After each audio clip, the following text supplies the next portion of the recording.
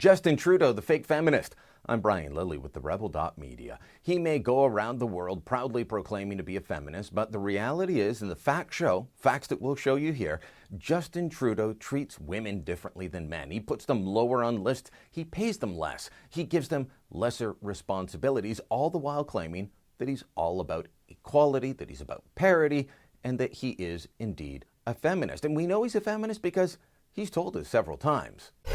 I'm going to keep saying loud and clearly that I am a feminist. He is going to be grown up to be a feminist just like Dad. To proclaim themselves as feminists.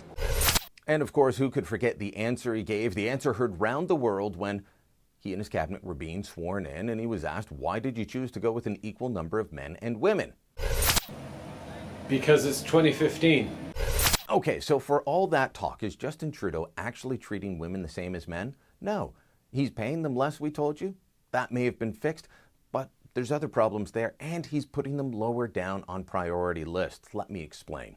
Shortly after that cabinet swearing-in ceremony, we reported to you that 5 of the 15 women appointed to cabinet were actually junior ministers, and that meant they were paid less and they had fewer responsibilities and lower office budgets. Not exactly gender parity, considering not a single man was appointed as a junior minister. Now, that caused quite a bit of embarrassment for Trudeau and his team, so they quickly moved to say, don't worry, these women will all get the same salaries as their cabinet counterparts. Are they getting the same treatment? Are they getting the same office budget? Latest report from the Hill Times leaves that as an open question, a doubtful answer, really.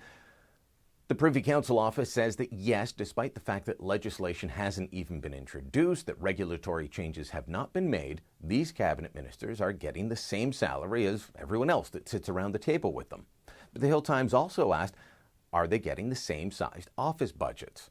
The PCO refused to answer, which means the answer is likely no, that is not happening.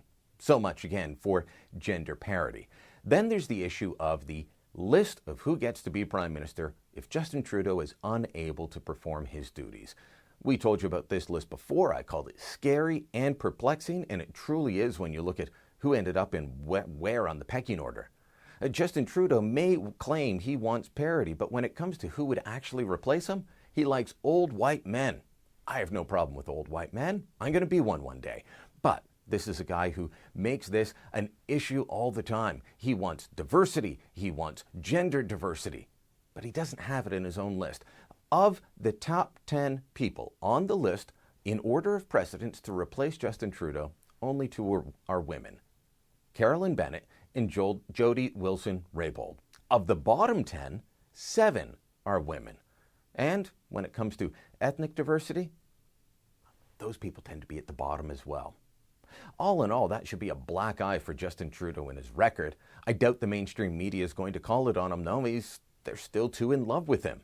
But this speaks volumes about the man. He proclaims one thing, he does another. Is he really a feminist? No. He is a fake feminist and needs to be called out for that sin.